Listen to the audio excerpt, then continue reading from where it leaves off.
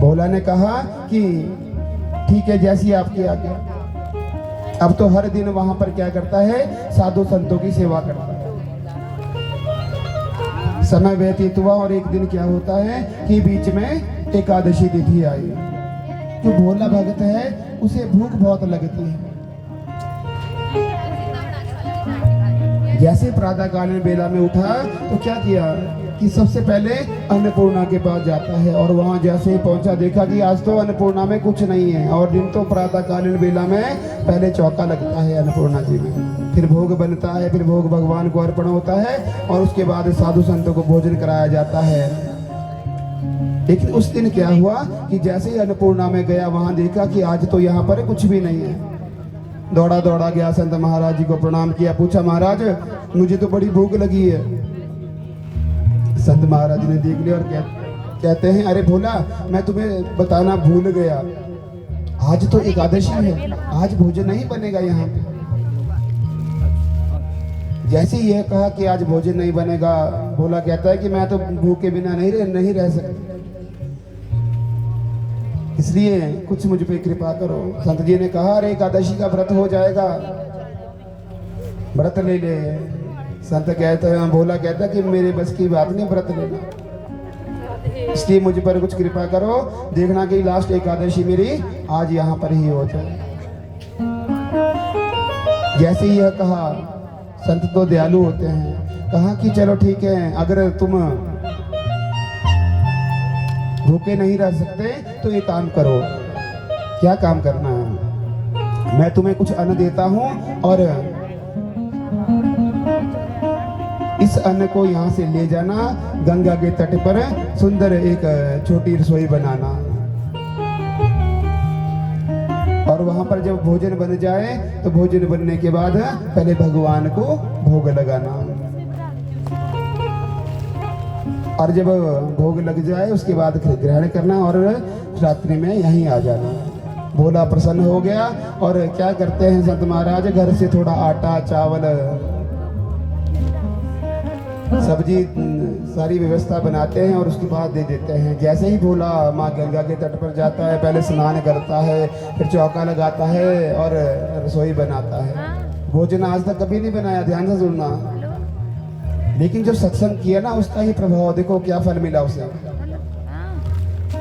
एकादशी के दिन पहले भोजन बनाया, पहली बार तो भोजन बनाया और जैसे ही भोजन तैयार हो गया, भूख तो बहुत लगी है लेकिन भगवान का, गुरुदेव की जो आज्ञा है उसका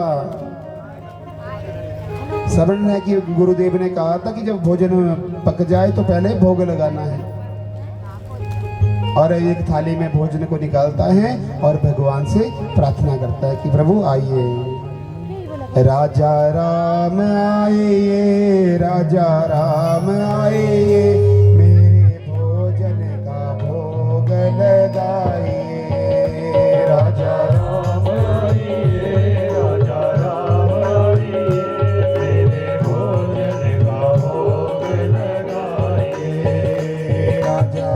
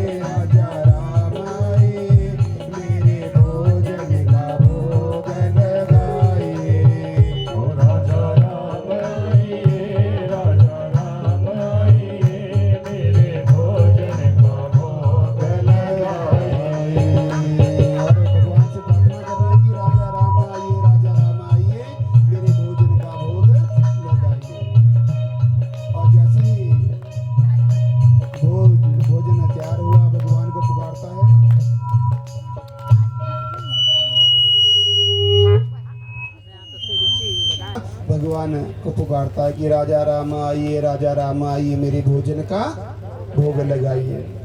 और जैसे ही आंखें खुली तो क्या देखता है कि वहां पर मेरे प्रभु श्री राम माँ सीता सहित विराजमान हो गए। बोलिए सियावर रामचंद्र भगवान की।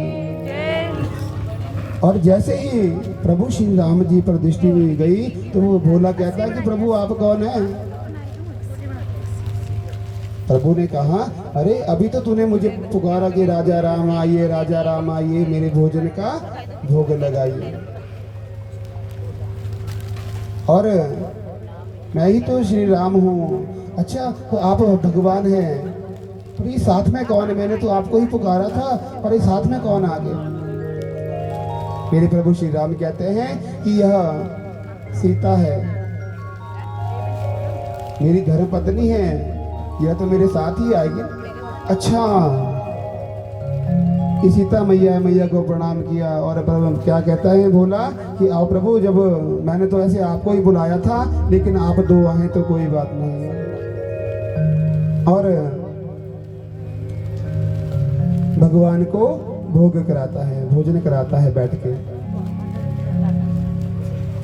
और जैसे ही भोजन भगवान ने ग्रहण किया, जो बचा उसे महाप्रसाद समझ के ग्रहण कर लिया और घर की ओर चल पड़ा। आइए, मैया का भी भोग आया है और प्रभु श्री राम जी को भी भोग लग रहा है। सबने आंखें बंद करनी है।